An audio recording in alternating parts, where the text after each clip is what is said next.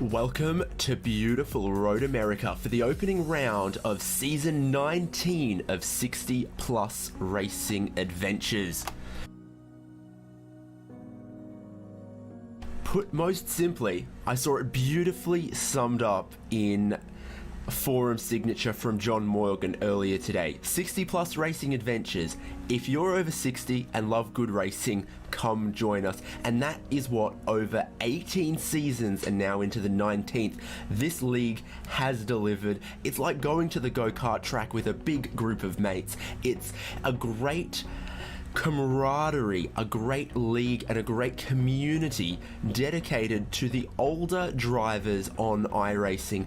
But boy, do they love going racing, do they put on a great show, and you always leave this championship with a smile because the spirit and the friendship that all these drivers share is what makes this league special, and that is what has seen it endure into its 19th season and only growing bigger, growing stronger. So let's take it to Road America to launch a new season. This is what the 12-round calendar looks like over the next 12 weeks. We start here at Road America before going to Okayama, Phoenix on the Oval, then Red Bull Ring, a new addition for this season. The drivers are going to be looking forward to that one. Watkins Glen returns in round 5, and then in round 6, July 21st, we will be broadcasting the 6th round from Hockenheim Ring, and the drivers go to Mosport, Chicago, Monza, Montreal, Gateway, and then crown a champion in the final round at the Nordschleife, which will also be broadcasting here on RaceSpotTV. 12 rounds,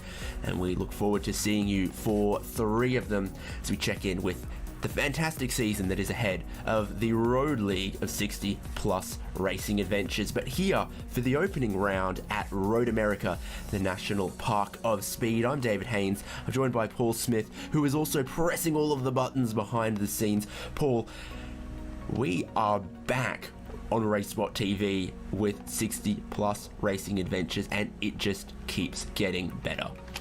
Yeah, you don't have to wait long for one of these broadcasts. You don't have one for a little while, and then all of a sudden 2 come along within the space of a couple of weeks. But it's always a pleasure to bring the 60 Plus Racing Adventures here on RaceSpotTV. It's certainly a series that I thoroughly enjoy, and I know that everybody who watches these broadcasts as well certainly enjoy it as well. But yeah, I'm looking forward to this, and well, Road America, you can't really get a much better start off. Slipstreaming will be involved. It's going to be a lot of overtaking opportunities, and it's going to be one that these drivers have to really fight for. Yeah, and remiss of me not to mention that we are back again in the Indy Pro 2000 sort of junior category stepping stone open wheeler, but it puts on some great racing. The slipstreaming is pretty intense, and it is a car that is designed to be at least relatively easy to hop into. No ridiculous amounts of horsepower or huge speeds means that for all of our drivers, more than 30 of them it appears for today's racing, they can step up, show what they've got, and just keep building on their skills and their talent and their consistency. We've got 2 races ahead of us, and they are gridding up for race 1. You can see it's going to be a rolling start for race 1, and then we go and do it all again in race 2. Qualifying has been run, done, and complete, and this is how our full grid is going to line up for the formation lap and rolling start. Gary Bystrom has the pole position and therefore inside of the front row. Steve Greenwood joins him on the front row there, and then Paul Stomp and Bob Cohen for the second row. Leroy Coppage and Leif Hellberg are 5th and 6th. Behind them, a lot of returning names, which is great to see for this championship as they continue to build on their success. You've got Donald Poole and Mike McCormick. Jack Turner, always running a different and interesting tribute livery each season. Let's see what he's got from 9th place today. Gahardis Jorison in 10th. Russ Addy in 11th there, and the last driver within a second of pole, but this is a really long lap for these cars, so don't let those times fool you. It's still super close. Joel Martin in 12th. So in 13th place then, it is Nicancio with Lewis Canal in 14th. Matt Robertson, good to see him out there, but he's in 15th place. He won't be happy with that qualifying as the drivers go away on their pace lap. Matt Robertson and David Costello then are completing of that row. Row number 9 is going to be David Riley even, get the words out, Paul, and then Bob Kern, good grief. One of those days today already in 18th place. The 10th row of the grid then is Steve O'Malley and Bruce Poole, with Franz Brink and Wally Moulsby on the 11th row of the grid. 12th row of the grid then for Douglas Beasley and Gene Moore. Carl Bogle then in 25th place with Peter Hallstrom, with Jared Florison, Jerry Kerr, JD Adamczyk, and Mike Grandy rounding out 30th place. And we're nearly at the back of the grid here, so let's have a look at them. Kenneth Durmap with Dwayne Benzinger, Ulf Olsen, Robert Love, and Joe Wren and JC Hay round out your 37 car grid. Well, what a beautiful sight. It is all of them forming up for this race, and what a beautiful sight this track is. Got a little bit of love from the iRacing art team in the past 18 months or so. Gave a bit of life to the trees and the track textures and all of the signage and everything around the circuit. Got a nice little update. So Road America is in as beautiful form as ever. I even saw in some of the recent updates some of the pace cars and safety vehicles got a little bit of love as well. So the Porsche GT3 that leads our field, as beautiful as ever, but they might have given a bit of work and a bit of love to that, as well as every new iRacing build. It seems the patch notes gets longer as they seem to do more and more. Yeah, they do. They really do. Just keep on adding to iRacing. Of course, we're in the first week of a new season since the new build was released last week for iRacing, so plenty of new content, including, as you mentioned, David, the Red Bull Ring, which this series is going to be running at round number 4. I'm a little bit gutted that we're going to miss that one on the live coverage, because that's always a really, really good race around there. It's a fantastic circuit, but we do get to see Hockenheimring, which we've yet to see this series race around, so it'll be interesting to see how these drivers get on around that circuit. And of course, the Nordschleife to end the season, that's going to be quite a different end of season race, isn't it? Well, we had that as the championship decider 2 or 3 seasons ago. And my goodness, I mean, it's a tough track in open wheelers. It doesn't quite, well, sometimes it produces some great racing. Sometimes, it's a real tough test of these cars that can be a little twitchier, a little more unpredictable than a GT car or something.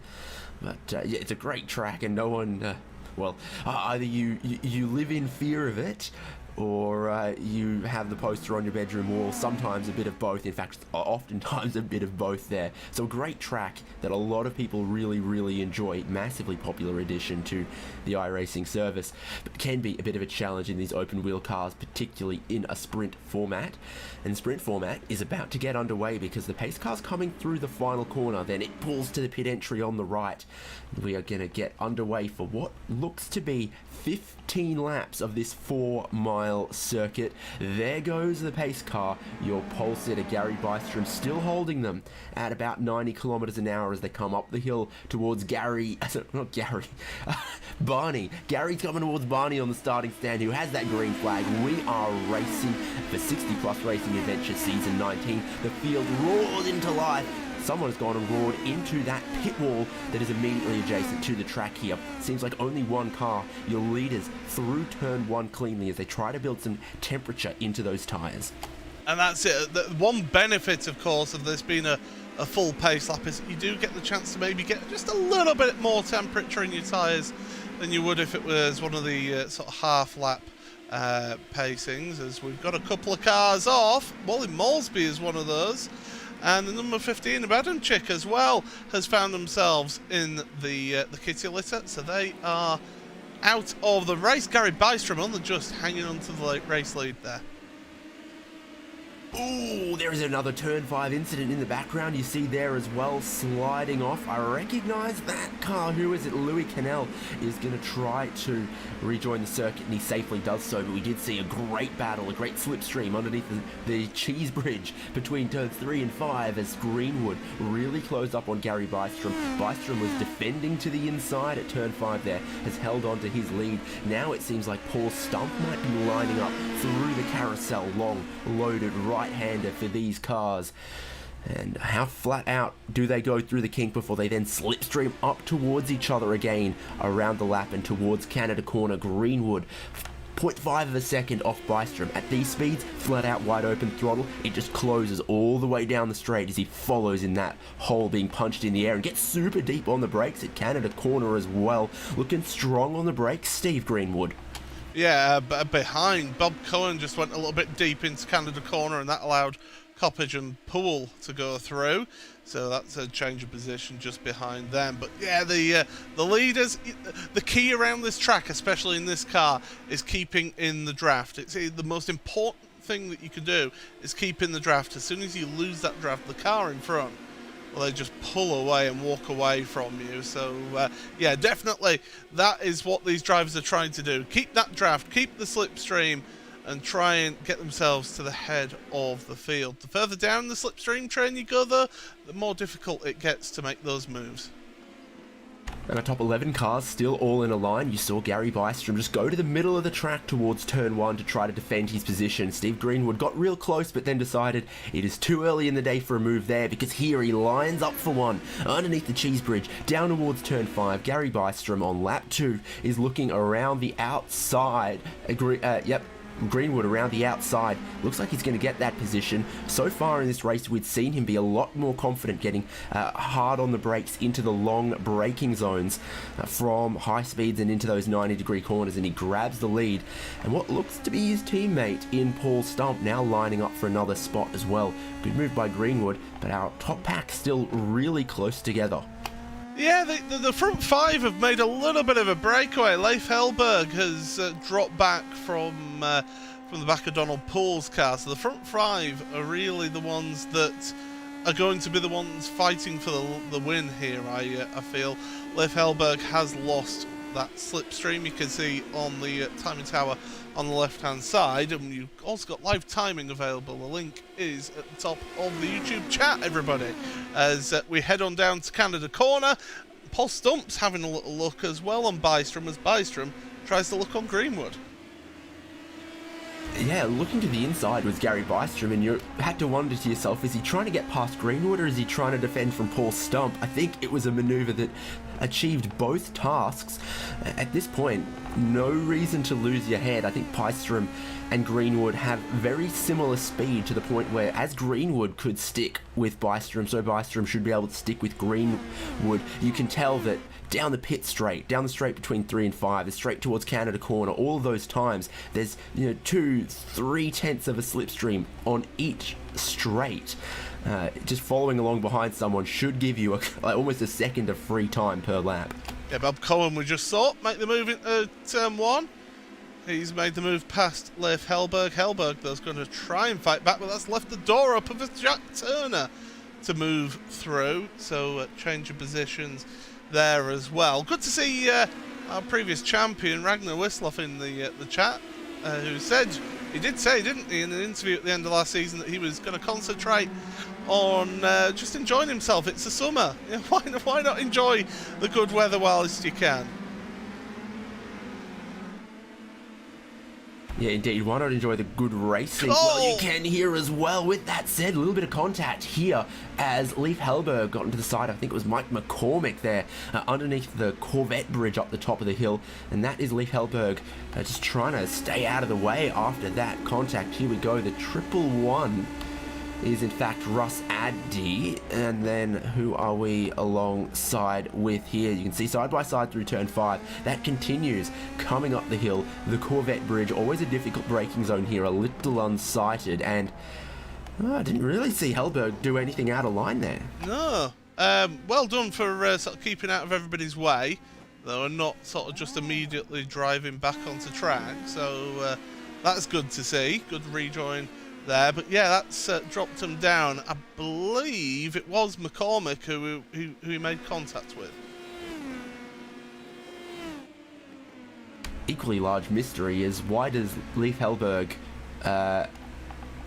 Club Scandinavia, have the Aussie mixed and fixed sticker on his car? But we are side by side for the race leaders. Gary Bystrom has his nose back in front, side by side with Steve Greenwood, and what a beautiful formation that they lead as we see some positions potentially changing in the background here.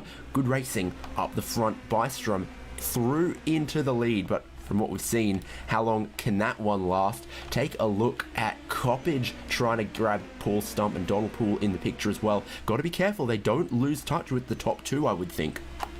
Yeah, they can't afford to trip over each other, can they? They've really got to carry on fighting, and carry on fighting, but also be conscious of those drivers in front who are battling away. By the way, they're still battling for the race lead. In fact, Bystrom's really wide as we look at this battle between Poole and Coppage, and Poole has moved forward now. Exactly, he has. From 7th on the grid, he's now looking at 4th place and moving forward, and that battle between 1st and 2nd into turn 5 again has helped them stay in touch to keep our top 5 all together. From 6th on back, there also appears to be a bit of a train forming, so this is a high-speed slipstreaming circuit for cars like these, and it's keeping some great battle packs together. Not just our top 5, but also all through the field. It is a big field, and everyone has their place in this grid. That is what's great about this league.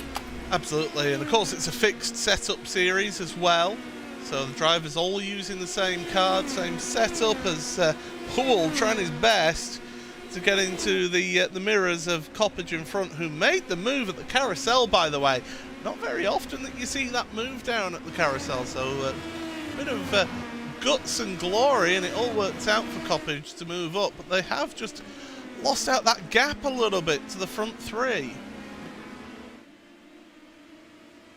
One thing I'm loving seeing as we've got sort of moderate track temperatures is the way these cars move around. You can see it through the carousel, saw it a bit from Bystrom in the final corner as he now slipstreams up onto Steve Greenwood. They actually have a bit of character, these cars. They drive a little sideways. That makes them great for a part of the IndyCar ladder. It might be a little bit too sideways here for Mark Robertson, but he's getting it going towards the pit entry. Let's take a look at what happened in the final corner for Mark Robertson. There are some nasty curbs here. Great tree there that he was hidden behind for a second. As he got a bit of the grass on the way in, he might have curved entry to the corner and might have just caught a bit of the grass there.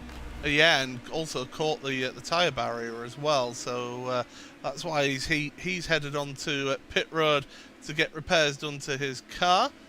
That's one thing about this circuit, plenty of greenery around. It's a great feature of this track that it's not big swathes of asphalt runoff. There's grass at the side of the track, and it will punish you, like we saw with Mark there, losing control into the final corner. Keeping it all in control though is the front three. They're staying together, and they've managed to work their way through some lap traffic, as Russ Addy had to check up as well in all of that. And Jack Turner's dropping down positions.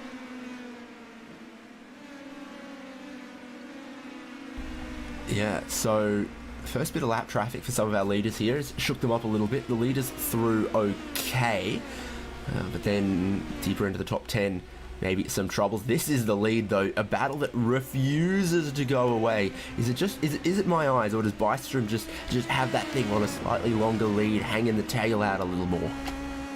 He's certainly giving it some, isn't he? Doesn't use all of the track on the entry to the final corner.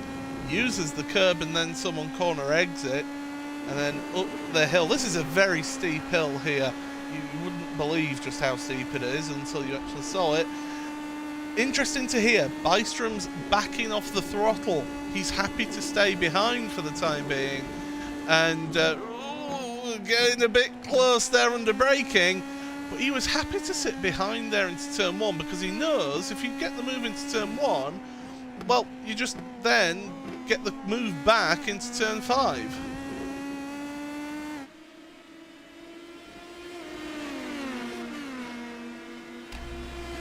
Same deal happening between turns 3 and 5 here. I always call that bridge turn 4, even if that's not what's completely accurate, but the cheese deserves recognition in this region, otherwise they'll get you. Your top 3 still super close together, but the fastest lap of the race belongs to Mike McCormick in 6th. He's only 7 seconds off the lead, and he's leading his own little train back there as well.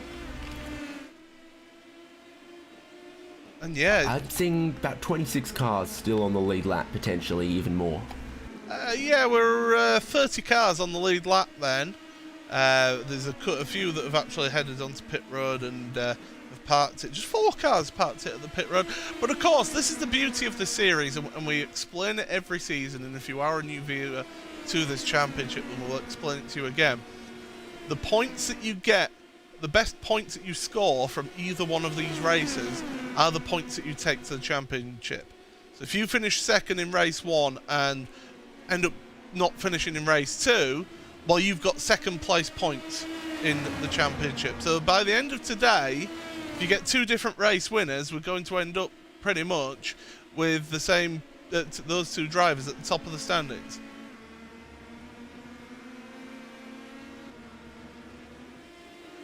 Yeah, exactly. It does often happen that we leave round 1 with a tie in the championship. If we have different winners, then there's 2 drivers with winners' points. Here's 3rd place Paul Stump, now forcing Bystrom to defend or attack. However you look at it, getting feisty in the top 3. I think they were all 3 of them within 3 cars lengths coming to the braking zone in turn 1. Paul Stump just forcing a little bit of action here from 3rd place. And this is it. This is the benefit that Steve Greenwood has in having a teammate in 3rd place, putting the pressure on Bystrom. Bystrom's all on his own, whereas here we are down into backing out of it is Stump. He doesn't want to risk it yet. We're only just going to be reaching the halfway point of the race, so plenty of time left in this opening race of the evening. But big moment there for Bystrom. Even with the power these cars have, 200 and something-ish horsepower, methinks, it is very much possible with these slick tyres to just light them up a bit coming off the corner. If you've got too much steering and too much throttle, here's the replay of what it looked like for Bystrom on board. And you can ask too much of these tyres, particularly later on in the race. Here we go, on the curb, power down, rear just wanted to get away from him, and sensibly, he hasn't overcommitted to that. He's given up the spot, lived to fight another day. But that can happen, riding the curb, asking for steering input and throttle, and the track is warming up as well. It certainly is. There you go, track temperature 31 degrees Celsius, air temperature 21, partly cloudy. We'll see similar track conditions for the 2nd race, and so they do try and keep the track conditions pretty similar between the 2 races to give everyone the best opportunity. And yeah, this has been cracking stuff up the front. Leif Hellberg, what's happened to him on the exit of Canada corner here? Another little drama for the 19. Let's take a look. Down the back straight behind the trees, and then to the braking zone at Canada corner. Very similar to Bystrom, where the rears have just not got the grip they maybe had earlier as he's tried to put power down, and it's flicked away from him there.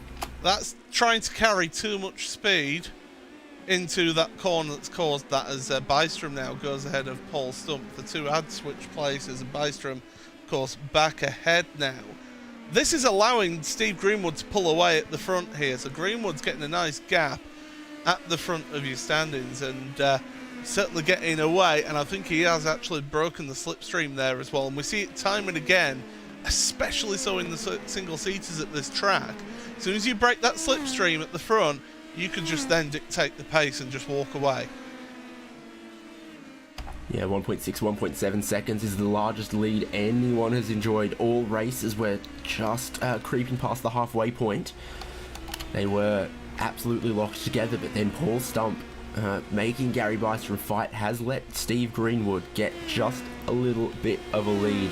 We'll keep our eyes on how that one goes, but if you're Gary Bystrom, of course he's trying to react, of course he's trying to respond and close that gap, but it is going to be tough to do. Here's Mike McCormick just pulling out, and then waiting for Russ Addy.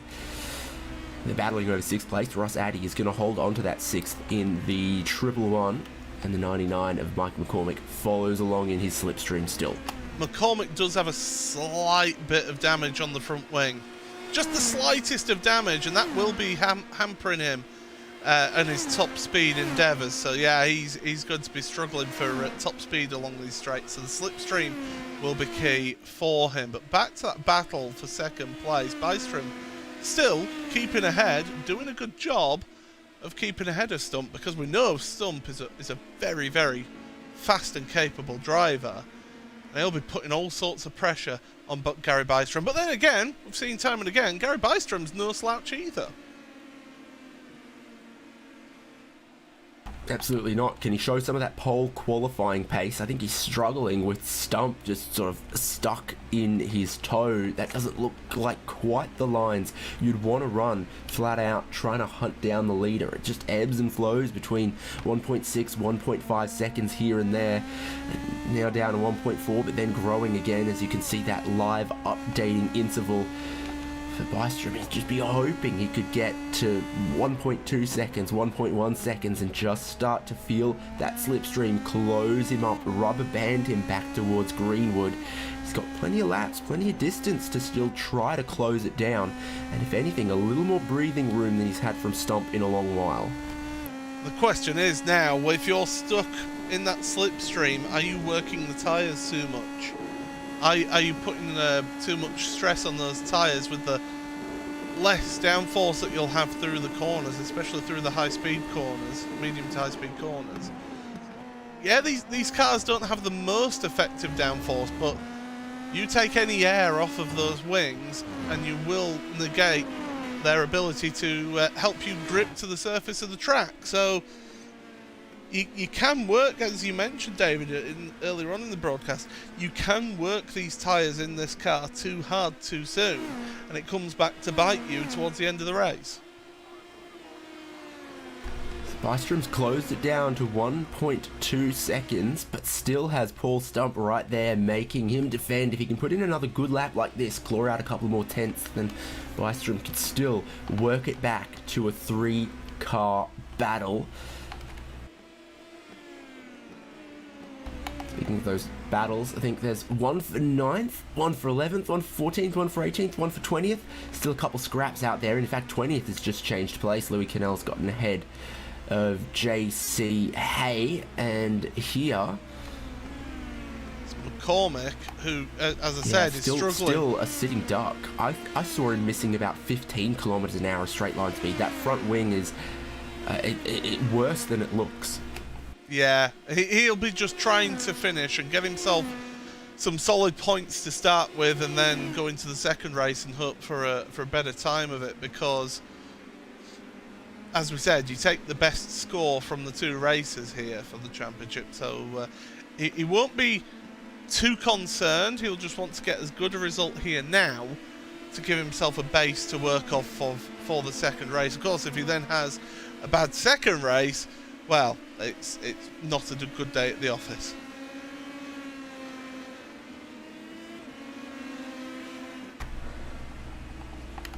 I'd put it to you that for some of these drivers, it may be several years since they set foot in an office. Well, I mean, possibly, if they ever worked in an office or not. You know, we can't just guess on what their jobs were. And Nicancio's the latest one to move past McCormick, and David Riley won't be that far behind either. And there's battling further down as well for Carl Bogle, Leif Hellberg and Franz Brink, 3 together. And yes, McCormick is down now, down to 12th place. He's falling backwards fast here. Yeah, his last lap was a 2:08 for McCormick, which is 6 seconds, almost more, more than 6 seconds off his best. Really, really struggling. He's just almost staying out of the way. If you did the sums and he pitted when he first got the damage, I think he's lost more time out there and circulating. It's always hard to gauge that sort of thing. Just a sitting duck in a straight line, missing a whole heap of speed. Again, another 208 when his best was a 201.9 for McCormick. So that thing just really, really struggling for get up and go. Louis Canal is the first driver who has been on pit road, by the way. He's in 20th place, and he's a good chunk behind McCormick. So basically that's the gauge as to whether staying out and not taking the pit stop is going to work out for you here in all of this. So that's what McCormick is hoping for to keep ahead. David Riley and Ernie Cancio are battling away. Somebody who's not battling away, however, is Jerry Kerr, who's found himself doing a bit of gardening. Indeed, beautiful gardening and landscape it is around Road America, but how has he ended up out there? The replay will show us in a bit of a battle with Robert Love. At the time it was in the 44. Other brands of soft drink are available, but he's caught just a tiny bit of that grass on the far side of the curb, and that has flung him off the other side and then into the rear, and I think it's damaged the suspension and the drive. Look at that back left tyre.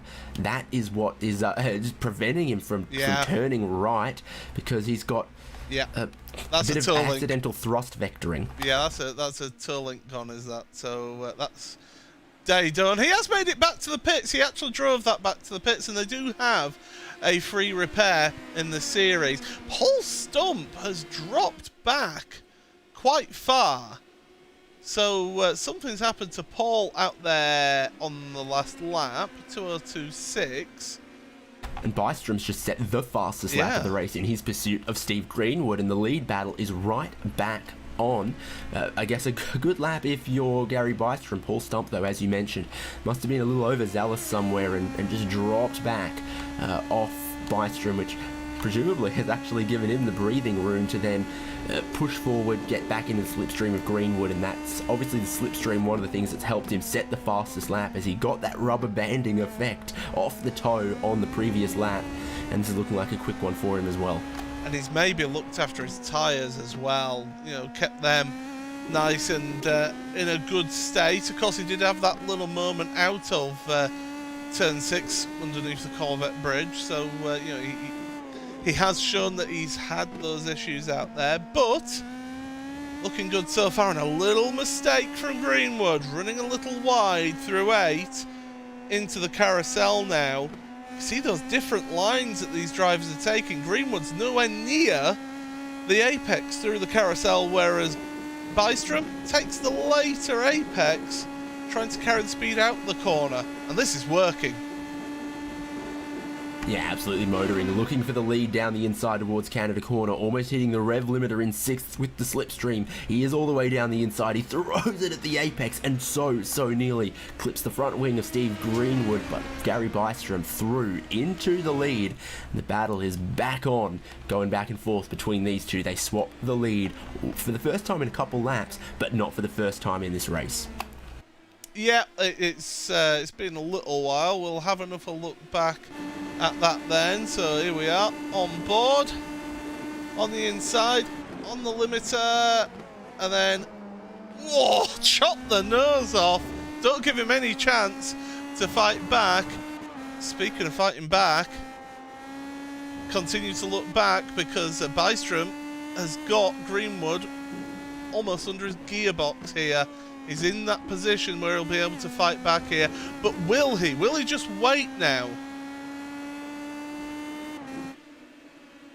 Well, you could argue the case for just hanging around there, waiting, keeping your tyres in check, and trying to make the same move on the final lap. Get a great run to Canada Corner on the final lap and grab the lead that way. Further down the field, Donald Poole has come into a little bit of a league of his own. He's gone and taken the fastest lap of the race on the last lap as he's gone past Leroy Coppedge for 4th. And right as I'm singing his praises, he has a huge tank slapper, gets a bit of the grass, and this isn't going to be the fastest lap of the race, but he is just going to hold on to 4th. Maybe he's starting to use the best of those tyres, overheat the rears a little bit. Take a look at this action that he was lucky to get away with. I'll tell you what, I think you're pretty much on the limit of where you can save this car with that. Come round turn 6 and he runs it wide onto the curb. Oh, it doesn't look quite as dramatic from there, but it looked better from off board. But yeah, Donald Poole really fighting that car, and he's managed to stay ahead of Leroy Coppedge as well. It was a difficult place for Coppedge to ever pass him there, though, with the right-hand kinker that immediately comes up. You make a mistake off the final corner, for example, then you're an absolute sitting duck. Greenwood looked like he struggled putting the power down there. He's now 8/10 off Bystrom as they are going to start the penultimate lap of race 1 for the opening round of 60-plus racing adventures here. There's your top 3, all lined up down the straight. You can see 4th and 5th still in the back of the picture. Yeah, keeping themselves close to action. The field has spread out quite a bit here, which is something that does happen at Road America, and it can do, especially in a race this distance with these cars. But now, look at Greenwood in the slipstream. Do you make the move now? I don't know whether you do. I think you just try and keep in the slipstream and try and keep pace. But we saw how Greenwood, that last lap, just dropped back a little bit, didn't he, David? And he wasn't quite as fast. I think he's maybe used his tyres up. Well, I could tell from the helicopter shot, he really struggled putting the power down out of the final corner and onto the pit straight. It can happen that the rears just start getting a little loose here, as happened. David Costello. Oh, he's going to park it too. The damage must be more than he thought. He's not going to be able to rejoin the race there. This is down at turn 5. Huge braking zone for these cars. Massively downhill. Elongates the braking zone as well. Oh no, Bob. And oh no, behind him. That was Bob Cohen. Driver misses. Yeah, Bob Cohen misses the braking zone a little bit. Tags him from behind, and has that broken the suspension on Costello? They're side by side for the race lead on the live pictures, by the way, as Greenwood has managed to close up onto Bystrom, but Bystrom's just gonna hold on to it. It is on, coming to the start of the final lap. Oh, terrible! Massive understeer from Bystrom. Can't get the power down. He's all in the grass. Horrible drive. And to take the white flag to start the final lap of the race, Greenwood back in the lead. Chunk of time to his favour. Now it's all to do on the final lap for Gary Bystrom. We've seen the struggles putting the power down for Greenwood, and then saw a huge chunk of understeer for Bystrom. Both of them struggling to hold on to these cars. I didn't think the track was that hot, but had they just eaten through the tyres? Both of these cars looking a handful. It's survival to the finish here to take the win. Oh, if Bystrom hadn't just clipped that dirt then a little bit, I think he would have had the better run. He's still got the slipstream, but I don't know whether he's quite close enough. He'll be coming into the braking zone, and Greenwood, if he's smart, he'll maybe protect his braking zone. No, he's fine. He's clear. Don't miss your apex. Greenwood's looking very out of shape. Bystrom a little bit better. David, this is going to be an absolute showcase finale. Yeah, it is. It's almost like it started raining on the final lap or something. You saw him just skating it in to turn 5. A real bit of yaw angle going on for Greenwood. Bystrom with problems of his own. I think just needs a cool head, needs a good run through the carousel here. And when he picks up the power and holds it flat all the way to Canada corner, he's going to be hoping that the slipstream does its job and he can get down the inside again. But he would have hoped to have been just a couple car lengths closer. He's still in this one with just just 2 braking zones left to go in this race, left to go in this lap. We ride on board with the pole sitter, looking to reclaim the lead. Huge head of steam. Greenwood's got to defend, surely, and he doesn't. Now down the inside, nose in front for Bystrom, sends it in, has a huge slide. The over-under is on for Greenwood, and they're going to be side by side coming up through Bill Mitchell Bend, and Bystrom is going to hold onto it for the moment. Needs no mistakes, needs good drive. Sailing it in deep is Greenwood, and he almost hits him. Can he get enough run up the hill? There's time to the checkered flag to slipstream and make this a drag race. Bystrom has his nose in front. Greenwood has the speed. Greenwood is going to try to pull out at the checkered flag, but Gary Bystrom is going to hold on for the first win of season 19 in 60 plus racing adventures. Drama further down the field. Donald Poole, one of the drivers who had our fastest lap of the race, is in the wall. He does have the fastest lap of the race still, but he's not going to see the checkered flag. My oh my, what's happened here? He's battling with Russ Addy, I believe that is. So something had happened to Poole to drop down behind Russ Addy. And again, through the kink, down towards Canada corner. How does this go? Into Canada corner, they go side by side. Of course, former champion Russ Addy. Onto the gravel, and it's going nowhere but into the wall. Wow, great final lap. The kind of racing we come to look for in 60 plus racing adventures. Still a couple other drivers taking the checkered flag. It is, of course, a big lap here. 4 miles, 6.4 kilometers. Means that there are still quite a couple of drivers left battling on the lead lap here. We're riding on board now with Gene Moore, as he's got Robert Love in front. 2 drivers from the Americas.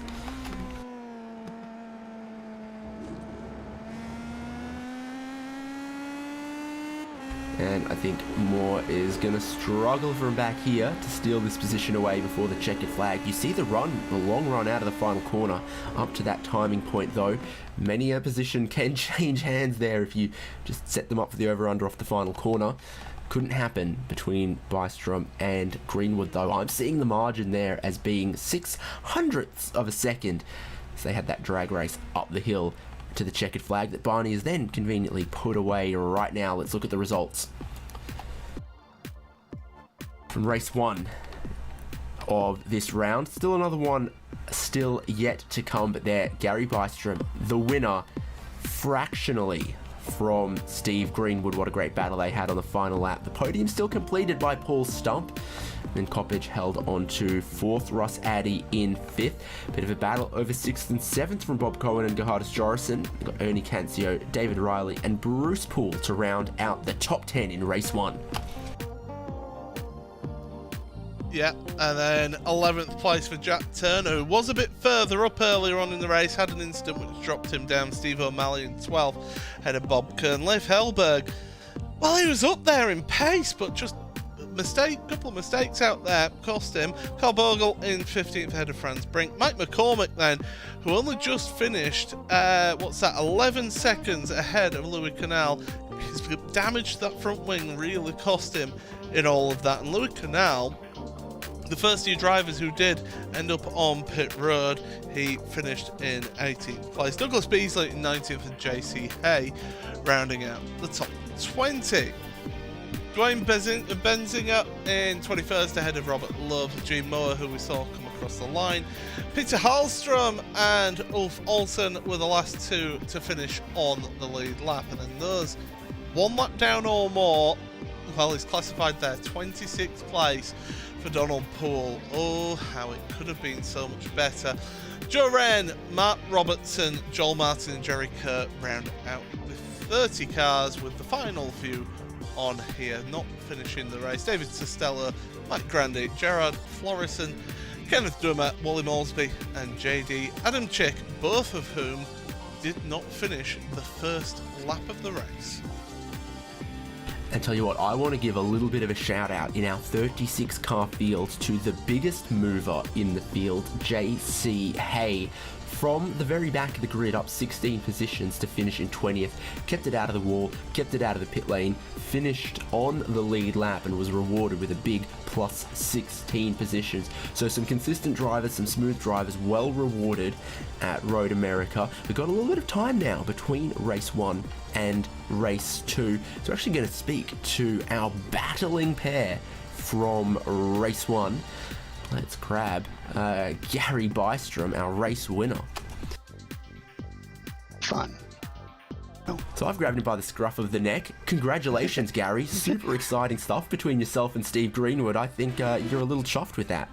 Yeah, I'm tickled to death. Steve's so good, and to race like that, it was a lot of fun, and I couldn't be more tickled to come away with a win. I've seen written that blink of the eye takes 400 milliseconds. Well, there was less than that, far less than that between yourself and Greenwood at the line there. We've seen that the slipstream pretty powerful in 6th gear in these cars. Several places around the lap that you get up almost approaching the rev limiter there. So you're almost thinking road racing, but sort of thinking Daytona 500 strategies as well. Yeah, exactly. I mean, you can make up a second. Steve was in front of me by a little more than a second, and the draft, it didn't make up all of that maybe, but it made up a lot of it. And once you get within like a half a second, then you can close. Especially here, the straightaways are so long, and you can really make up a lot of space. Definitely saw both of you guys getting a little aggressive with the car later on in the race. Some little slides, so it's really showing a bit of emotion from the cars. The tyres getting away from you, even in a sprint race like this? Yeah, they. I don't know if it's psychological or if it's actually happening, but when you get close like that at the end of the race, you drive a little harder, even though you don't necessarily think you are, and that makes the car slide a little bit. But it's also when you're trying to maneuver around somebody or set somebody up for a pass, you get out of your normal groove a little bit, and anything can happen. Well, defending champion, well, not defending champion, reigning champion, Ragnar Wislov, sitting on the sidelines watching you guys race and cheering you both on, watching this great racing. But it means that that cup is up for grabs, absolutely anyone's this season. You're off to a great start. Well, I hope so. I hope I can keep it up. Like I said, these guys are really good, so you have to be up on the wheel to come away with a win. So I'm tickled, and thanks to you guys for covering it. It was absolutely our pleasure. Congratulations, well done, and hopefully we'll see you again in race 2 in a second. Okay, thanks. Cheers. Paul, from our winner, Gary Bystrom, to the driver he fought so hard but fair with, you've got Steve Greenwood. I certainly do. Hello there, Steve. It's only been a couple of weeks, but here we are, talking to you on the podium. Second place. I don't think it's the place you would have wanted to have finished, but that certainly looked a really thrilling race out there. Yes, I enjoyed that. I think Gary did as well. It wasn't too bad. It was just a question of my front tyres had gone, and there was nothing I could do really, to be honest. Well, we did touch on that in terms of not just yourself, but pretty much everybody out there having to do a little bit of tyre management, because the track, it wasn't the hottest it could be, but with this car you can really use and abuse those tyres, and it costs you towards the end of the race, can't you? Yeah, that's true. I mean, as you know, we use fixed setups, and the setups we get tend to be on the understeery side. This circuit, there's a lot of long corners in it, so they are hard on the tyres, and if it started off a little bit looser, maybe it would be better as the race went on, but it is what it is. Well, I'd say it is certainly a series for all abilities, for everyone who is of the correct age. But Steve, a good solid start to the season.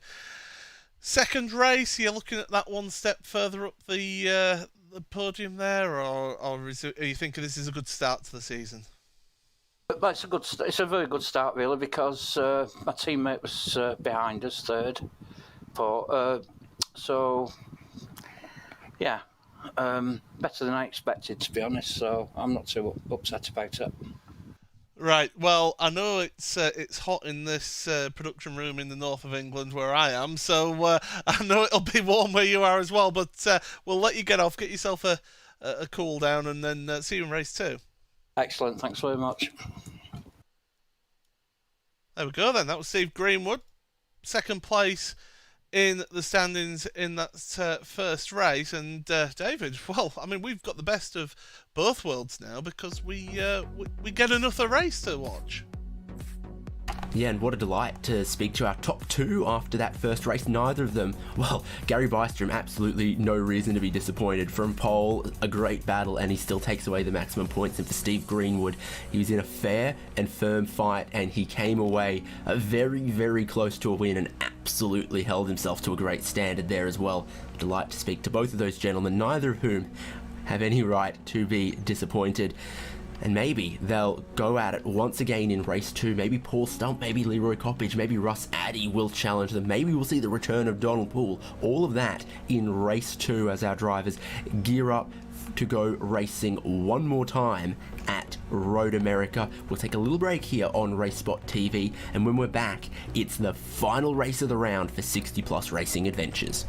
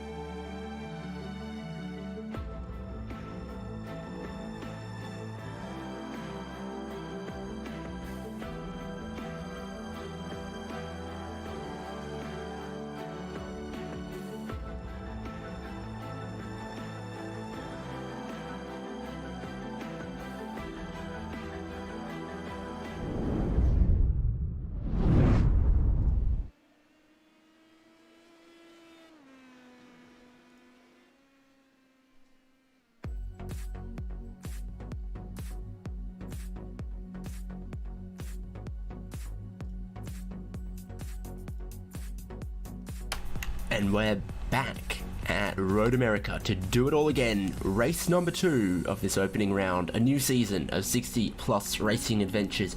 You're watching it here on RaceSpotTV. I'm David Haynes. I'm joined by Paul Smith. And we look kind of like those two marshals there, standing around, having a bit of a chat. Yeah, just having a chill, sort of see how things are getting on. A few drivers who haven't returned to this race, so we're going to have a different grid compared to last race. But yeah, the racing in that first race was really interesting, and hopefully we should get more of the same this time around. You certainly hope so. Qualifying is underway, only just kicked off for this second race. Here is a man who took the win in race number 1, Gary Bystrom, looking to defend, and if he can, a reminder with the way the point structure works, you take your best result of the 2 races. If someone else wins race 2, then we leave this round with equal points leaders. But if Bystrom can go 2 from 2, then no one else grabs a win. Someone else's best result will be a second, and Bystrom will lead the championship after the first round if he can go back to back. Regardless, he's going to leave as the champion. It's just, does he stand alone on that points total? Yeah, that's the big question. He'll want to get pole position here anyway, though. He's been looking quick all evening here, so he's preparing his car, getting himself ready for an attack on the circuit. And yeah, it's all about getting those tyres in the right place. So we heard it from the both of them that you can really work these tyres too much. Not so much in qualifying, but in that race, an element of tyre preservation is needed. Indeed. Track temperature seems like it climbs throughout qualifying, and the race currently 28 Celsius on the track, but we ended race 1 closer to 32, 33. This looks like Gary Bystrom starting his first flying lap all the way up in 6th gear on the pit straight, looking at those cones for the braking marker into very fast turn 1. Hoping to carry the speed through there, and indeed all the way through the rest of the lap. He started on pole in race 1. Is he going to back up that performance again in this qualifying? With 2 laps available to him, you'd always think the first one is going to try to be smooth, try to be consistent, and try to be clean, and then you can go all out, rag it on the second lap. This is looking relatively smooth and composed so far. Yeah, absolutely. 36.6 first sector.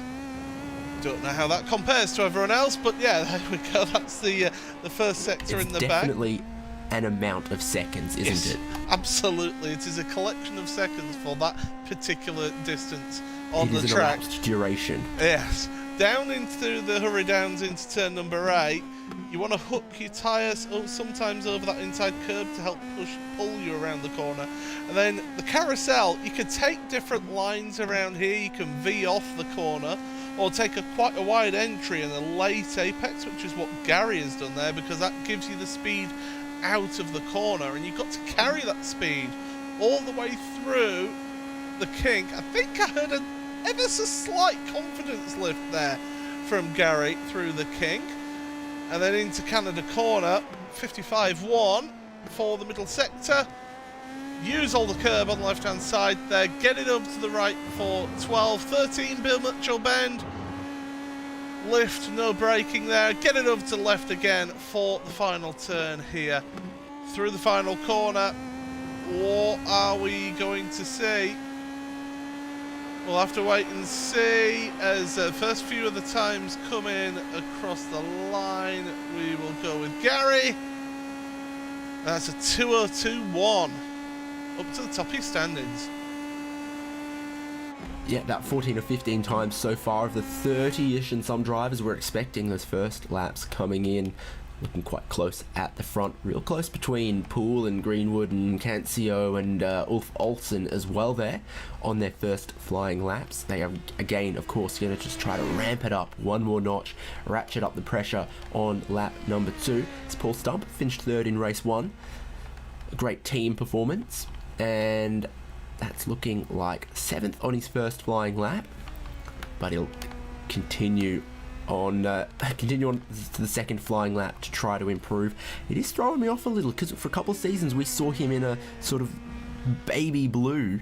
Now he's in a sort of a Lotus-inspired team paint, and that looked a little messy through turn 3. I think that the livery you'll be looking for is the Leighton House livery, is what he was running. Showing how old I am by being able to name Leighton House as a team. But yes, he's out there in that team, but he's in that team with Steve Greenwood, and we saw how that worked out for them in race 1, didn't we? How they were able to work together for quite a while and gang up on Gary Bystrom. But Stump doing not a bad job so far. As I'm looking at my track map for where everybody is, there's a big bunch of drivers who are coming up to finish their second flying lap round about now, and Louis Cannell is the first of those about to head out through the final turn. Yep, super keen on his outlap, super keen on his first flying lap, and now about to bring his qualifying to an end. Louis Cannell in 697, I think it is. Indeed, and he improves, but only marginally from lap 1 to lap 2, sends him to 13th. Meanwhile, Ross Addy shoots to 2nd, and Gary Bystrom, big improvement to a 2:01.8. Times flying in thick and fast right now. Donald Poole didn't end his first race how he wanted. How close do you want it on the grid as gain between Bystrom and Greenwood? Half a tenth of a second as Greenwood's second flying time comes in. Jerry Kerr, no time yet, I think. Puts one on the board for 23rd. Leif Hellberg doing a good job up into 8th. Right, as I say, that Paul Stump comes across the line as well. So they come thick and fast around to get those lap times in. McCormick, now he's a driver on the second lap as well. He's pretty much last year top ones on his second flying lap across the line. Does improve. 1 place it will be, up into 4th place for Mike McCormick. He'll be hoping for a better second race this time. The beauty of the format, yeah, you can give as much as you please in race 1 and then see what you get in race 2 as well. JD Adamczyk, a little bit of a drama down at Canada corner, always a difficult braking zone. There's quite a few of these hard braking zones that aren't in a straight line, and yeah, gosh, don't I feel homesick with this Mike Grandy livery. Yeah, I thought I'd find this one and bring it out. I'm literally for you. at home right now. How can I feel homesick? Oh, kicking up a bit of the dust through the final corner. Another one of those braking zones that isn't in a straight line. A bit of DJR Team Penske love here. Absolutely, and come across the line. Don't think this lap will count, so he'll have to do another lap there. It was a 2:12 for Grandy. Now there is Bob Kern out there just about to finish his second flying lap across the line at 2:03.55. Oh, 555 should I say, moves him up into 20th place for Bob. So last couple of drivers out there doing their flying laps. Adam Chick and also Mike Grandy. You can see the time starting to tick down on this session. I don't know if they're going to actually make it to the end of this lap, because of course when that clock strikes 0, because it's a limited lap qualifying, that's it, David. Yep, coach turns back into a pumpkin at midnight, and I lose my slipper. So no time yet for Adam Chick. He's got a great big 60 plus racing adventures sticker on that car, along with the many other stickers that appear on that car. Oh no! Well, that spells the end for his qualifying, even if the clock doesn't. I don't think that was how he intended all those stickers to end up on that car, but yes, it's certainly not an ideal way to end qualifying. Mike Grandy, yeah, I just don't think he's going to quite make it to the end of this lap here, because with 25 seconds and you're not even in the king, you're asking for miracles here. You need the fastest Pro Mazda in history. Yeah, and then they'll be taking a really close look at that Elite Engines motor after qualifying as well, if that's what you manage. But even if it doesn't set a time, it's still practice, it's still warm up, and it still gets you ready for the race. So that is the end of qualifying to lead us towards the start of our second race here. 60 Plus Racing Adventures at beautiful Road America in fine form. The trees are green, the sun is in the sky, and the cheese is yellow.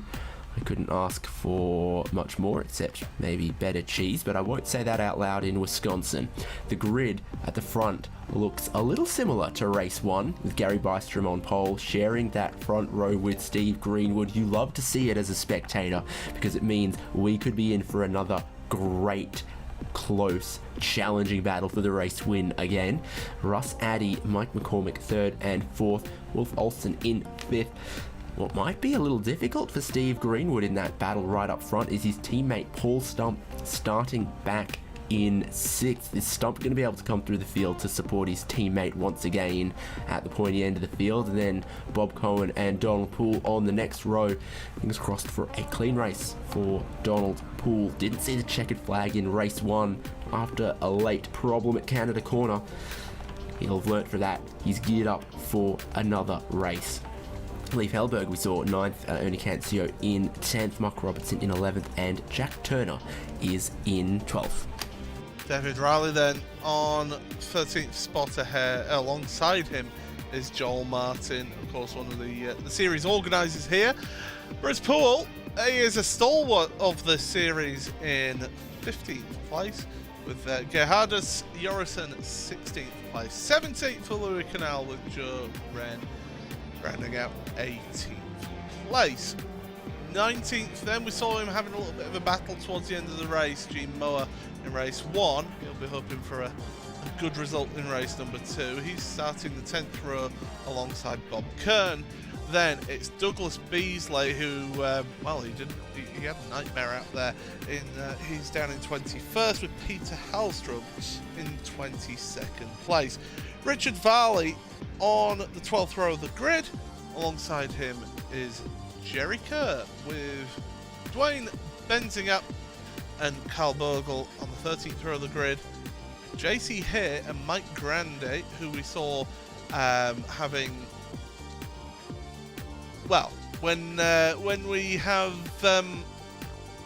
when we saw him having his qualifying wasn't the best of qualifying out there for him. He's in 28th with Robert Love. And JD Adamczyk rounding out your 30-car grid. So we have lost a couple of cars to this race, but the action should still be absolutely brilliant.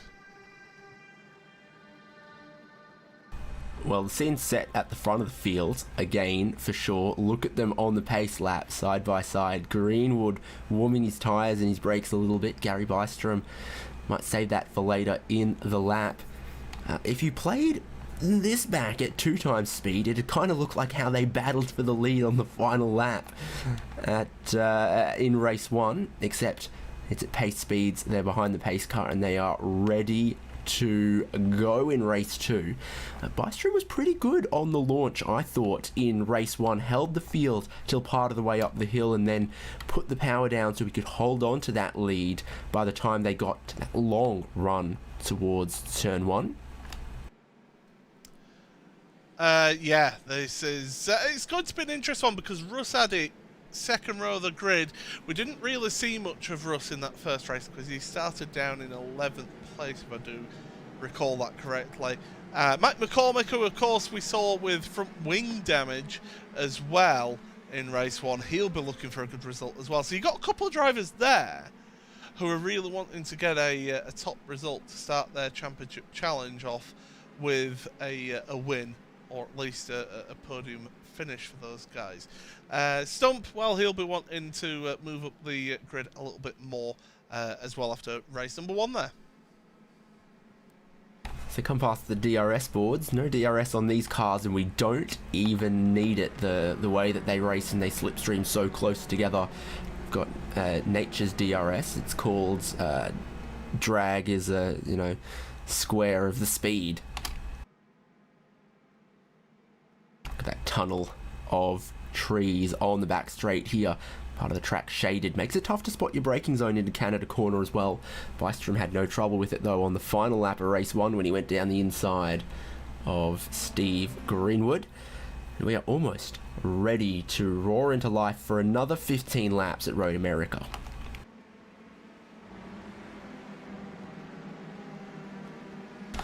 Tell you what, a Porsche 911 doesn't always look like a big car on the road, but lined up alongside all of these Indy Pro 2000 PM18s, it looks huge because these little machines are ready to go racing. Fantastic open wheeler stepping stone vehicles they are. Bystrom still holding our huge and magnificent field as they come up the hill towards the green flag. And then he'll rev into life. We get going down towards turn 1, and already a bit of pressure on Greenwood, hopefully all cleanly towards turn 1 this time. Certainly looks clean. That's good to see. Bystrom, head of your field. Addy up into second place then, so got a good launch and got a car. That was McCormick. Big moment through turn 1 there. Keeps it clean though, able to carry on. But, great work by Addy there as well, getting up into second place. Yeah, a fantastic job from Russ to be able to get into that position. So, yeah, nice clean start, looking good so far as they're heading down towards turn 5. Yeah, indeed. Ulf Olsen and Paul Stump also making some moves in the opening couple of corners here. So there is Ulf Olsen in the yellow and green, feeling maybe a little bit of pressure from Paul Stump. Mike McCormick has got back 2 spots. He's felt the pressure of those drivers early, but with plenty of time to make up positions. They'll remain in a bit of a draft train, I think, for the first opening couple of laps until someone somewhere makes a mistake here. Riding on board with Olsen, looking backwards at Stump, McCormick, Bob Cohen, and Donald Poole, still where he qualified in 8th place. Maybe a little more tentative knowing how his last race ended. Yeah, he'll be wanting a little bit better race, but Olsen's already dropping off from Greenwood. So Bystrom, Addy and Greenwood are making hay while the sun shines, and Paul Stump realises that he wants to get past, and that's exactly what he's doing there. Indeed, a textbook move down the inside of Canada corner, washes out a little wide, but you think he'll probably hold on to this as they battle over 4th. The top 3 are once again getting away, so Stump now up 2 positions on the opening lap and doesn't really feel the need to defend into the final corner. I wonder if Olsen, was he one of those cars that made a little bit of the wheel-to-wheel contact, as he maybe picked up a little bit of aerodynamic damage? Don't really see any out there. Good slipstream from McCormick to move forward. So, oh, he's trying a late little squeeze there from Olsen. I don't think McCormick will appreciate that, but Olsen does drop back into 6th place now. Sure does. First lap scored, a little bit of a lock up there for Olsen, but at the top 3, Bystrom leads, Russ Addy right in his slipstream, and Steve Greenwood riding along in 3rd for the moment. So they all stream down the straight towards the braking zone of turn 5. The track drops away. You want to be careful riding too much of those curves, and Bystrom not aggressive on the brakes too early. How close did Russ Addy get? He almost got checked up a little through the corner and lost some of that momentum early. Certainly did, almost going 3 wide into turn number 6 here. Oh, and there is contact. Hellberg, more dramas. Oh, Liff. And he's been able to carry on there, but yeah, that's Donald Poole has troubles as well. Poole's on the tow hook. Poole was the one that was involved with Hellberg here.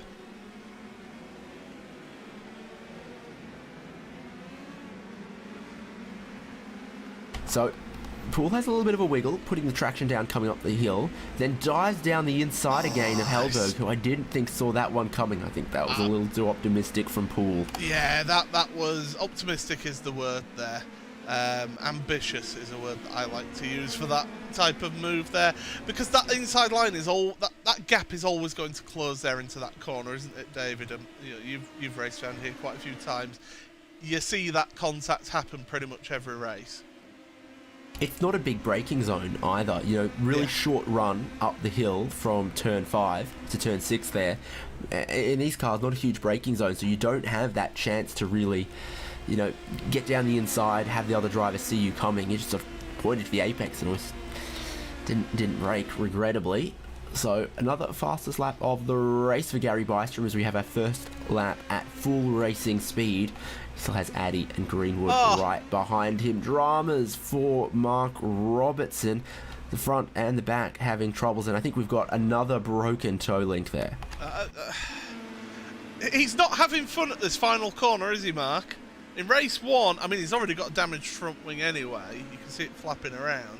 And then just understeers off, around it goes. He's going to meet the tyre barrier. There it goes. There's also a bit of a berm there on the far side of the runoff that I think he sort of bottomed the car out on as well. He's doing his best to make it up the hill with one drive wheel, trying to point it towards his pit box. I don't think he's going to line that up straight in the pit box when he gets there. If he gets there, he's trying. You'd think he was driving on ice. That reminds me of Fernando Alonso at Baku a few years ago in the McLaren, when he turned up with 2 punctures. No, what was it? 2 or 3 punctures on his car. We've got a car stopped out there, which is Bogle. He's taken a tour back to the pits. So something's happened to him out there. Oh, it's all action this second race. No doubt. A couple too many cars on that pit lane, regrettably. Here's how some of them ended up there towards turn 5. Well, that looks all okay. Oh, no. Narrow exit. Squirted the throttle and around it went. He didn't let the car breathe out, and then he's lost one of those drive wheels, bottomed it out in the grass. So easy to do, unfortunately, and that's why Bogle was on the tow hook. Here's your top 3 though. Still just 7/10 of a second to cover all of them. Bystrom from Addy from Greenwood.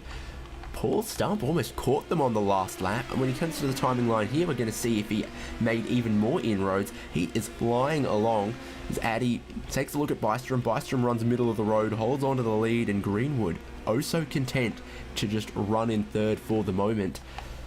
Paul Stump did take 2/10 out of Bystrom on this lap, so he is closing the lead 3 the way it runs at the moment. Yeah, this is where I think Steve is going to take a little bit of the knowledge from being at the front in race 1. He's really going to take that knowledge of, right, the tyres do wear out a lot. They do get used a lot, as there goes Addy to the inside. Oh, a big twitch under braking from Russ Addy. We've got the best seat in the house here from Steve Greenwood's car. This battling is slowing them down, as there goes Bystrom to the inside of 6. So, yeah, I do think here, David, that Steve Greenwood is, well, he's maybe looking after his tyres early on here. Yeah, with everything you learned from race 1, set up for the long game in race 2, not a bad strategy, but the person who would have loved seeing all of that side by side was Paul Stump. He's part of the lead pack now. He is. He's within a second of Greenwood. He's going to be picking up that slipstream and getting himself, working his way back into this race. They're going to go side by side for the lead once more. Bystrom not really defending it. Addy's going to get to the inside of Canada corner, and down the inside he goes. Simple move to the lead, but look, it's now a 4-car battle up front. Yeah, this is tremendous stuff, and there's no point cheering and screaming about every move for the lead in this race, because there's going to be about, well, I don't know, about another 10 changes for the lead here. So in this one, here comes Greenwood then, trying to make the move on Bystrom. Bystrom had an awful exit out of turn 14. We've got a car coming out of pit road. Keeps out the way though, that's good. And there goes Greenwood up into 2nd place. Yeah, so suddenly from the lead back into 3rd comes Bystrom, and Stump, I think, is going to be hungry early in the race here, just to stick with the pack, to maybe get in front of Bystrom. It's be good for the team's championship here if Paul Stump can improve on his 3rd place from race 1. Greenwood and Stump, it's clearly on their mind how the team's championship works. Off the throttle real early for Bystrom. Paul Stump doesn't know what to do, and Steve Greenwood goes through into the lead of the race while all of that happens. Exciting stuff, even in the first third of the race from these leading cars. And of course we've got a former... Mike McCormick and Bob Cohen are catching him. Yeah. So you've got a former champion in 2nd place. So So Rusadi, he knows how to dance here in this championship. So he's got a good opportunity here. We've got drivers who fought for championships in the past. You've got some excellent talent out there. Oh, Ernie Cancio, big moment at the Hurry Downs. Looks to have kept out the wall though. And 420 blazes those rear tyres, trying to get it pointing the correct way. Let's look at the replay. Another one of those downhill braking zones past the Hurry Downs. He's behind Ulf Olsen here on the replay. Looks to the inside of Olsen. Side by side they go. Taking the narrow line, we've seen that happen, that they just light up the rear tyres if you don't let the car breathe and wash out on the exit from the narrow line, and hooking a little bit of that inside apex.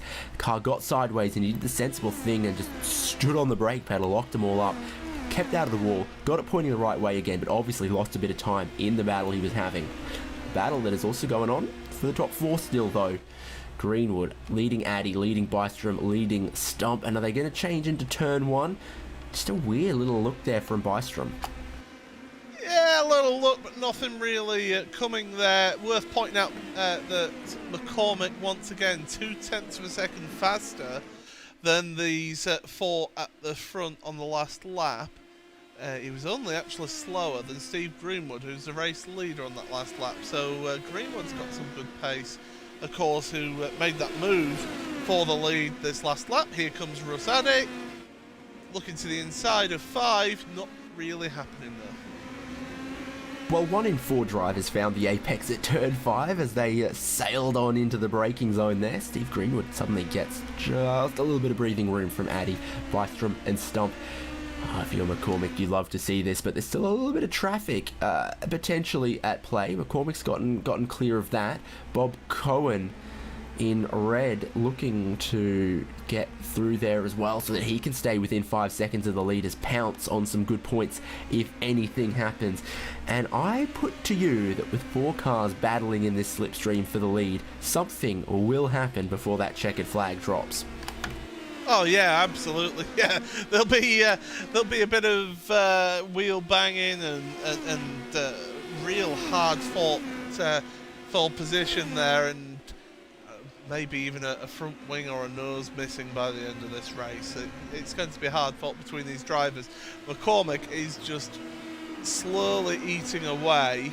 He's trying his best to eat away at that lead of these 4, and I think maybe these drivers have realised that we need to work together there, as Greenwood getting loose on the exit curb.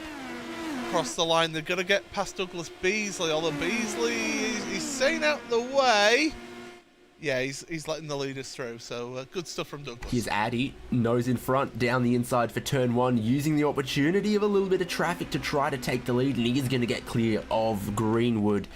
Bystrom is right there, and Paul Stump, I think, is giving them a little bit of safety room here as well. So Addy from 3rd place on the grid to the lead of the race. Greenwood back in a second, and we ride on board with Gary Bystrom, who suddenly wants a piece of that action. Look at Russ Addy all the way to the left of the track, down the straight, underneath the bridge, almost boxing out Steve Greenwood. Bystrom has a good run around the outside. It's going to try to break deep here as well, but I think that's clear for Addy, and side by side for 2nd place still. Yeah, Greenwood backed out of it, didn't he, down the straight? He was saying, no, I'm not going to play your games. Yes, Addy sort of boxed him in a little bit there, but he's managed to stay there in 2nd place, so doing a good job. And yes, McCormick, by the way, he is within touching distance now. He's in the slipstream of those cars in front. There you see him in the yellow and black car, just in the background of the shot there, so he is gaining on this, and before you know it, we're going to have a 5-car train. You quite simply love to see it. Good work, Mike McCormick. Closing up on our lead pack, who maybe just shuffling, battling each other a little bit too much too early. That it's let Paul Stump catch them. It's let Mike McCormick start to catch them. And Bystrom, he loves a little look, a little defend, a little movement towards the corners.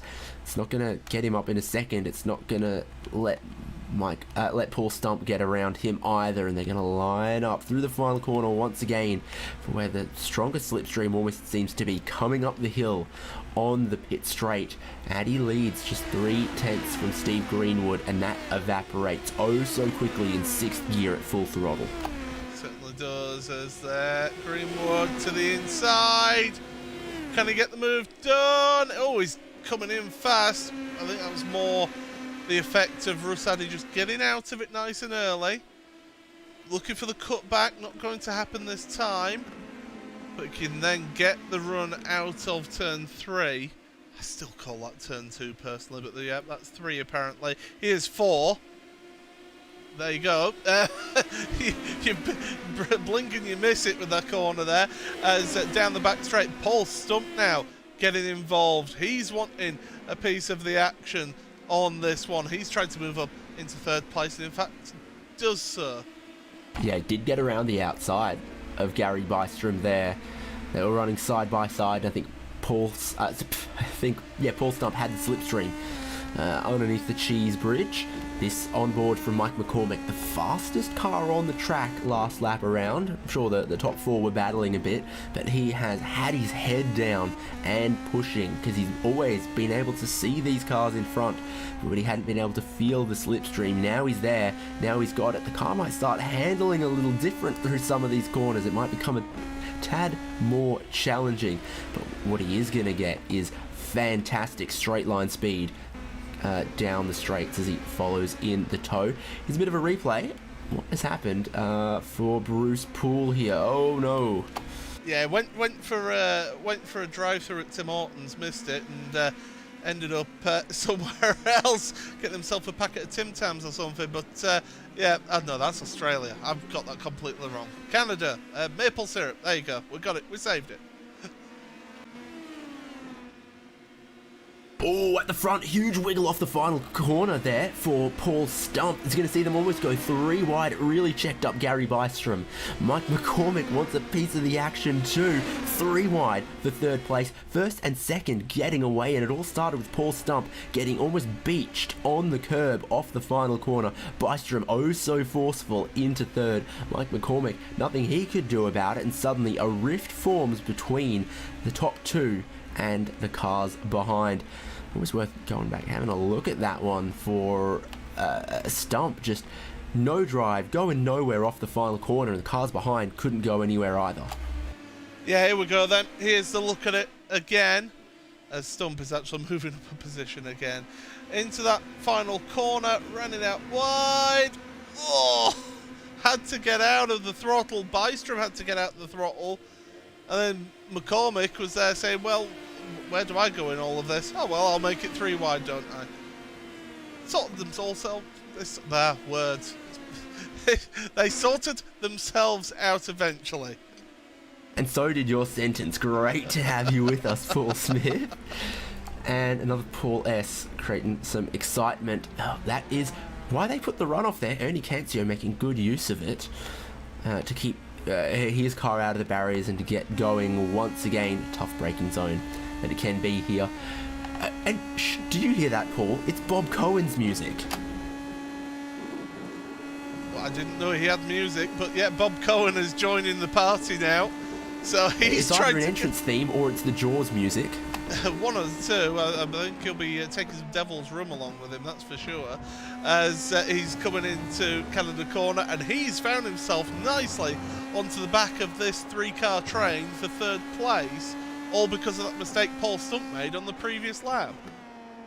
And take nothing away from Bob Cohen, he's also got the fastest lap of the race to his name, a 2-minute 2.1, and he had a 2-minute 2.4 last lap to also be the fastest car out there. So he's coming into his own, he's flying, and Bystrom trying to fly past Paul Stump side by side to turn 1. As McCormick and Cohen look on, Bystrom grabs that position, but last lap and the lap before, they haven't caught Greenwood and Addy at the lead.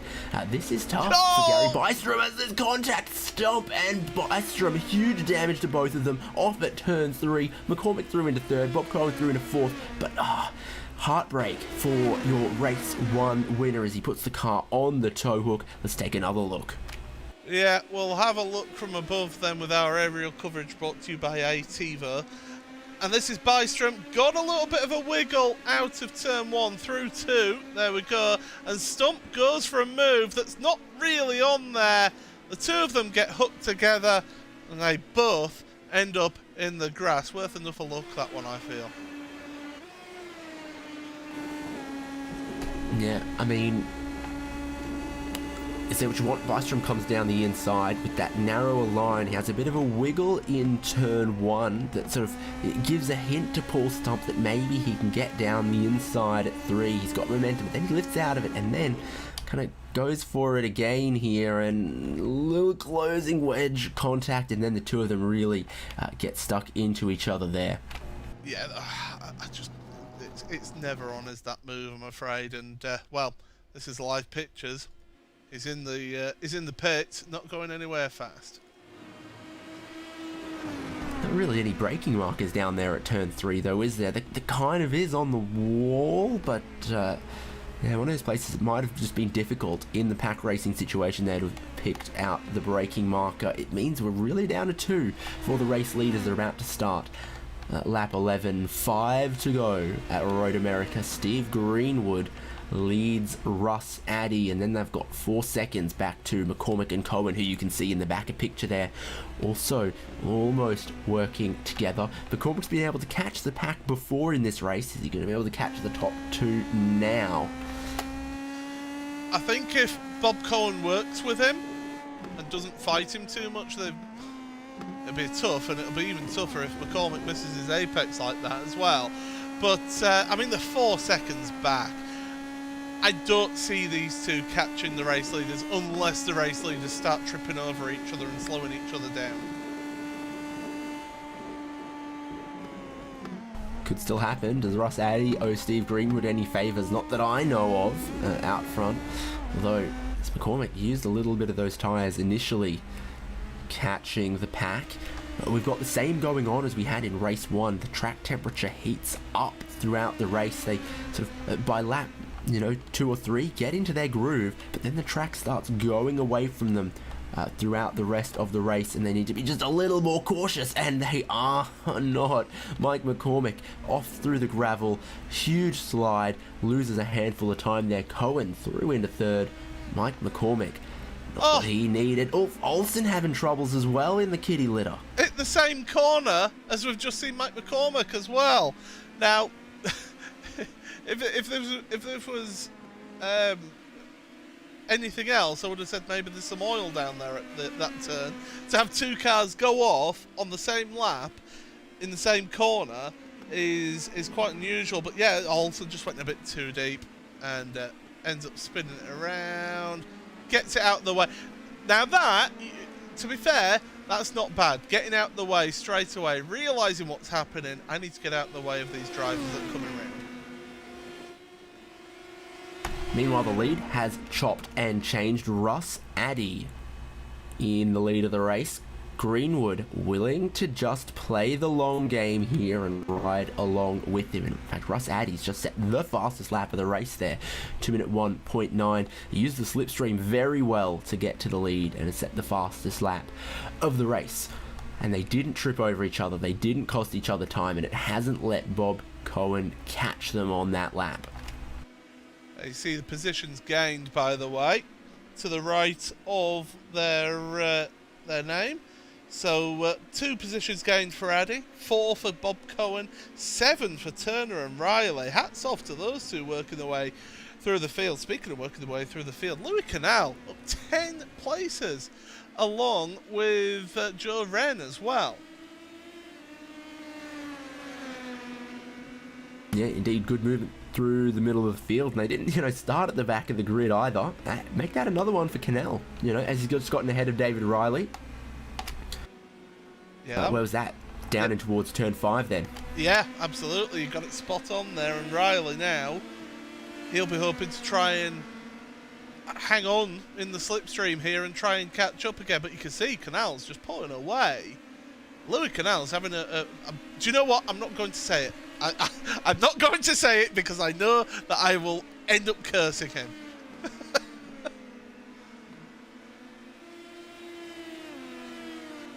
Very diplomatic of you. I don't want to give him the commentator's curse, that's all it is, but now that I've mentioned it, I probably have.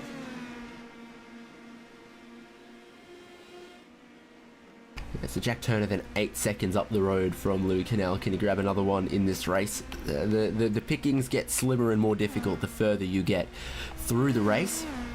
Here is your top 3 in one shot. Addy and Greenwood still not glued together, but there's a tow rope. And then Bob Cohen staying in touch if anything happened, but definitely stamping his authority on a podium, as I don't think Mike McCormick's really been able to ramp the speed back up to catch him. So maybe just a clean run to the end and a podium wouldn't be a bad thing for Bob Cohen, but up front for first and second, you sense that eventually Greenwood is going to go for this because he had second place in race 1. He wants to improve on that race 1 in race 2, and a win's the only way to do it. So he's probably, on that measure, going to battle Addy pretty hard towards the end here. He's going to taken it away in the slipstream, but I think there's still more fight left in these two. Very nice. Very, very sensible from Jerry Kerr to get out the way of the race leaders there and not hold up their battle. So tip of the hat to Jerry for his negotiation of those drivers. Louis Canal and David Rowley, they're still battling further down. You'll have seen the names going green in the timing tower on the left-hand side. But yeah, I was about to say, McCormick is closing slightly on Bob Cohen, but it's not at a good enough rate to be able to catch him towards the end of the race. Here's my question now. Russ Addy, do you go for it now, or do you just sit behind and wait for that last lap?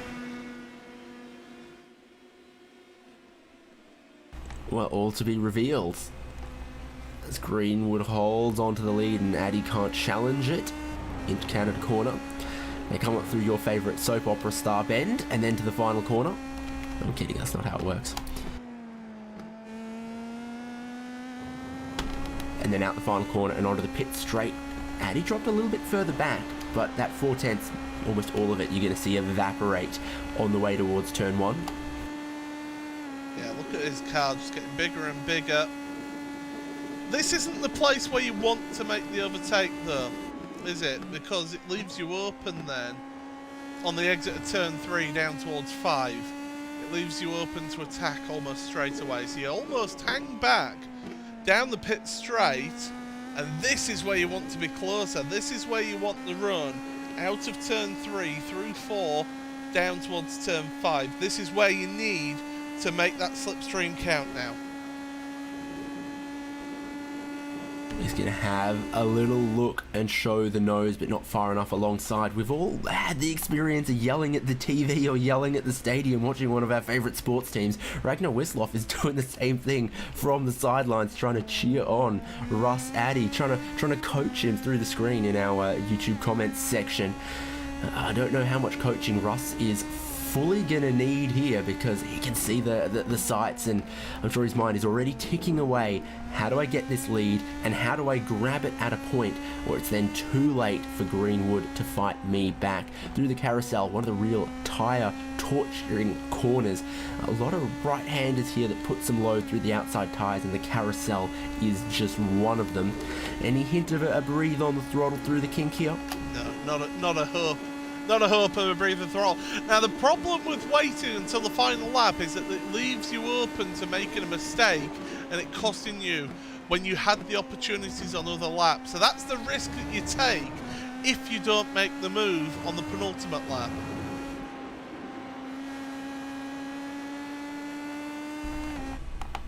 Well, one more corner and we're going to start the final lap. And it is going to be another drag him out duel in 60 plus racing adventures. Another race, another battle that is all going to be decided right here at the end. Greenwood leading Addy 6/10 clear of everyone else in the field. Russ Addy just goes and sets another personal best right here. The pace these guys are doing is blistering as they battle each other, and Addy couldn't get close enough through turn 1. Does he wait? Does he bide his time? Or are we going to see another bit of bravery down at turn 5?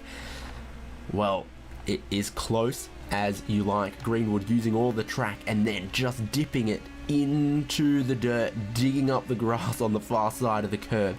Get it close up, but not as much as you'd expect. This seems like the long game from Russ Addy. He's thinking about Canada Corner later in the lap. I think possibly he may have left it a little bit too late.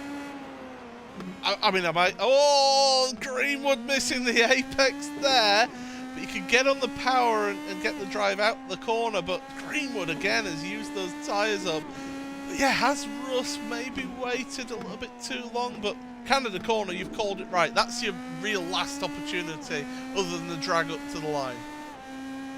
It's how it was won a race ago, through the carousel, through the final time. Look at Greenwood go wide and diamond it off to get the throttle open early. Russ Addy trying to take the short line, and my goodness, is he closer than he was a lap ago. No lift from here till Canada Corner. Bit of a wiggle through the kink even from Greenwood, and he goes across to the right hand side, and the road is closed for Russ Addy, but he's still going to try to find an opening. Just send it down the inside at Canada Corner. Keep it on the road, fellas. No contact, and down the inside, Russ Addy had his nose in front. Bit of a wiggle, struggles to put the power down. Greenwood has the inside up the kink, and they make a bit of contact. Russ Addy and Greenwood, it was almost inevitable. Now side by side to the final corner. Greenwood tries to sweep around the outside. Can he hold on to it for a sweet, sweet victory? Russ Addy is in the slipstream, but without momentum off the final corner, he's going to struggle to grab Greenwood before the line. The opportunity closes, and Greenwood takes the win in race 2. A little bit of contact at the end there, but it was two guys going for the win on the final lap. What did you think you were going to see? That was absolutely magnificent. Absolutely sensational from those two. And the closest battle that's left out on track really is Bob Cohen and Richard Varley for 11th and 12th places. It's worth pointing out as well at the start of that last lap, Jack Turner made a move and got up ahead of Mike McCormick as well, so something must have happened to McCormick, maybe picked up damage towards the end of the race. But wow, that was a tremendous finish, and Steve Greenwood has gone one better this race. Yeah, exactly. Some other battles coming through the checkered flag. Varley and Bob Colonel. What about this between Hellstrom and Leif Hellberg? Battle of the Scandinavians, and they lock horns. Viking horns potentially, but it is going to be Peter Hellstrom just snipping one away from Leif Hellberg there in 13th and 14th. 9 positions gained from Hellstrom. Good on him. And then some of the last drivers around here. Got Robert Love. Oh gosh, I do like a little bit of Pepsi Max. We've got Mark Robertson. I think the last car on the lead lap is Gerhardus Joris, and they serve it at KFC, and I love that too. Maybe that's what I'll do today.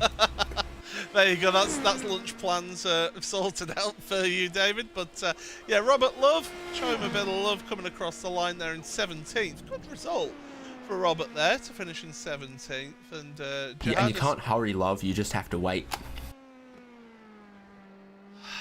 As Gerhardus Jorison I deserve.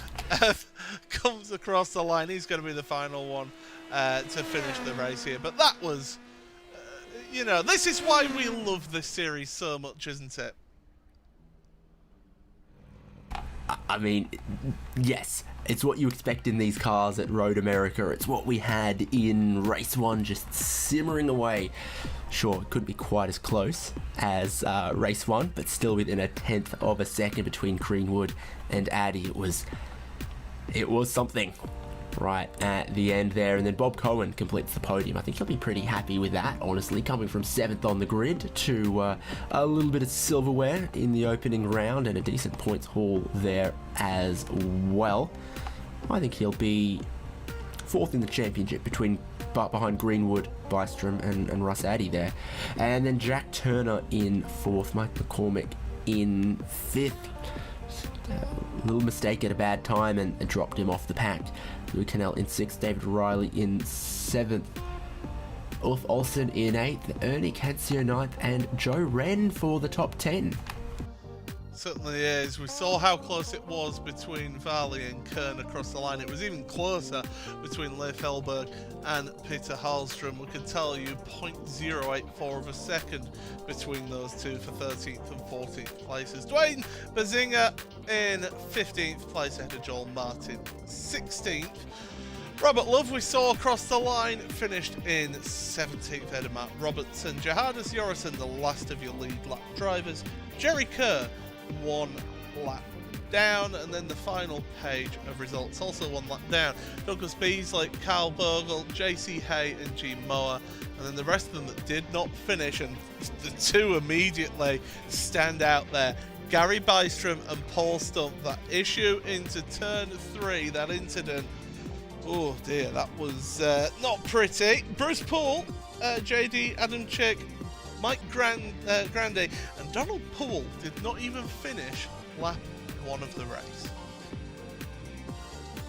Yeah, as you point out, some big names and some very familiar names, some long-standing names in this championship, unfortunately, on that DNF list. In race 2, we're going to have a word with some of our podium finishers. Maybe as we do that, Paul can wind up the replay of that battle for the lead. I mean, it all starts with Greenwood almost throwing a little bit of a block on the straight towards Canada corner that threw off the momentum for Russ Addy. But we're going to speak to that race winner, Steve Greenwood. And Steve, we spoke to you after race 1, but surely you're even happier after race 2. Oh, slightly, yes. What, one position happier? Well, it feels a lot more than that, but yeah, I'm happy. Another,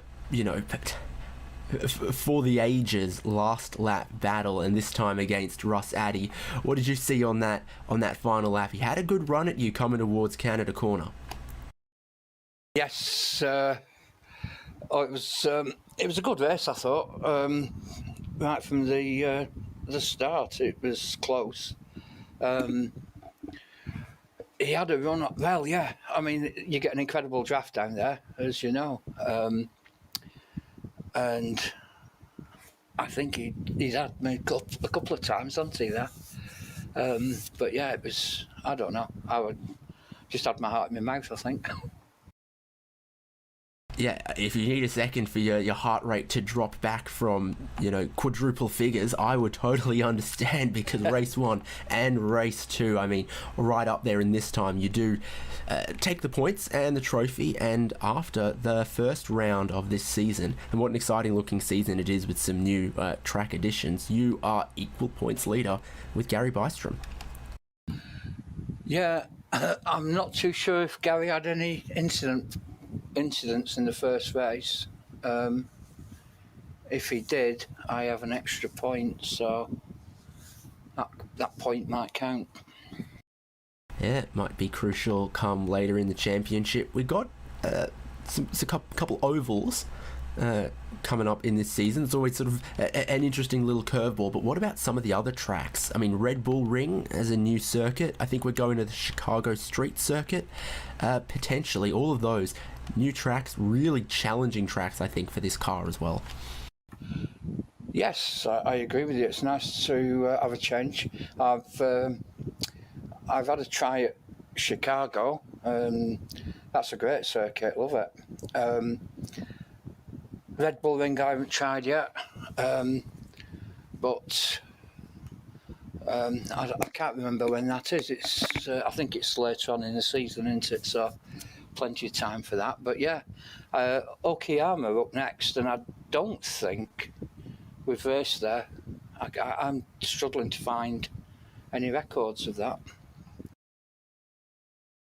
Yeah, I can't remember broadcasting a race of this championship from Okayama. Doesn't mean we didn't have a race there, as our viewers can see on screen right now. The 3 rounds we will be broadcasting of the 12 Red Bull Ring about a month away. Steve Greenwood, once again going to offer you my congratulations on a race well run, and today a race won, and a good start to the season. Yes, thank you very much.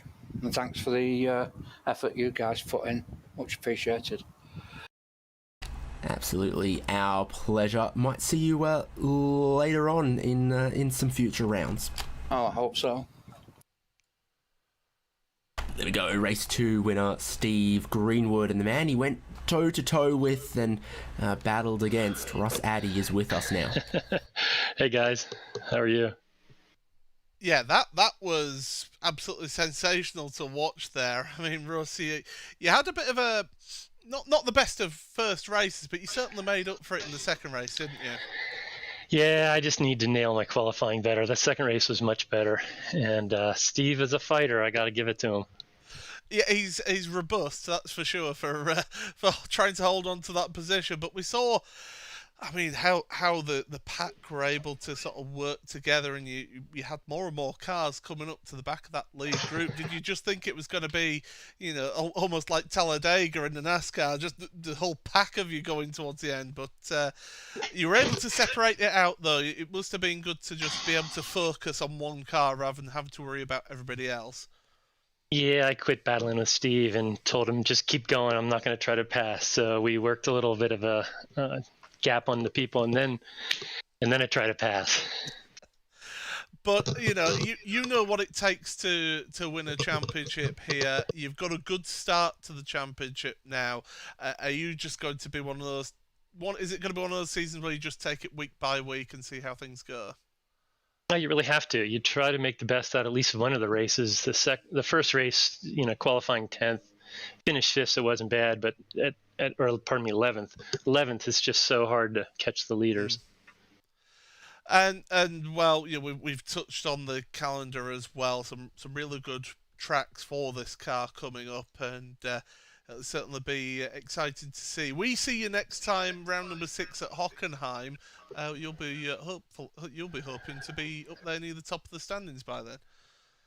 Well, I always seem to do well when you guys broadcast, so I need you to do every race. I'll accept. Surprised you're not reaching into your pocket for more. Yeah, I'm gonna say I'll accept that payment later,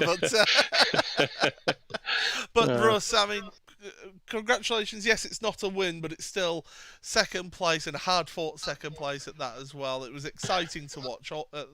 Sensational. Thank you so much for joining us and having a word with us.